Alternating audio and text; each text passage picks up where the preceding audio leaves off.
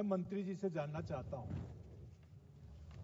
2014 के बाद दिवाला कंपनियों की बाढ़ आई रियल इस्टेट में। रियल इस्टेट कंपनियों ने कंपनी बनाई, अपने नाती पोतों के नाम से फर्जी कंपनी बनाई और निवेशकों और बायर्स को घर देने के बजाय वो अब तक लाखों रुपया का पैसा लूट लिया गया, लाखों बायर्स का।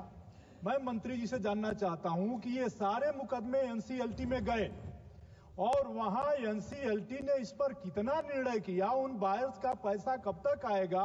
एनसीएलटी न वो मुकदमों का निस्तारण कर रही है, न उस पर मुकदमों पर फैसला दे रही है, न उस बायर का पैसा मिल। तो मैं मंत्री जी से जानना चाहता हूं कि जो हजारों निवेशक देश के रियल इस्टेट में अपनी भूमि लगा करके नौकरी का सारा पैसा लगा दिया, पेंशन का पैसा लगा दिया, तो ये एनसीएलटी कंपनी कब तक उनका पैसा दिलवाने का इंतजाम करेगी, या मैं सरकार से मांग करना चाहता हूं। माननीय मंत्री जी। आदरणीय अध्यक्ष जी, एनसीएलटी में और विशेष तौर से आईबीसी के तहत जो ये होम बायर्स को लेकर के विषय आता है, इसमें बहुत से रिफॉर्म्स सरकार ने किए हैं।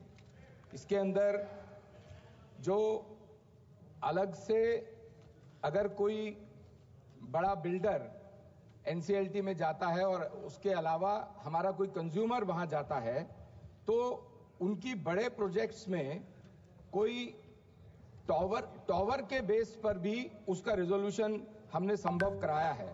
और इसके अलावा possession during the proceedings of under IBC in NCLT, handover of possession of home buyers during the proceedings, ये भी हमने इंश्योर किया है। और इसके अलावा जो exclusion of units of home buyers having possession from liquidation estates, in these cases where the corporate debtors has given possession to an allottee in the real estate, such assets shall not form a part of liquidation estate also। इसके ऊपर बहुत से relaxation भी हमने home buyers को दिया है, जिसके अंतर्गत वो जो कंपनीज लिटिगेशन में है, रिजोल्यूशन प्रोसेस में है, उसमें भी जो होम बायर्स हैं उनको पूरा रिलैक्सेशंस और उनका हैंडओवर ऑफ द पोजीशन भी हम उसमें दे रहे हैं।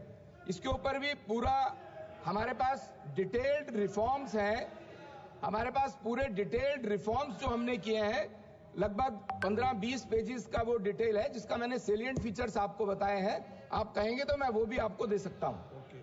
Question number 223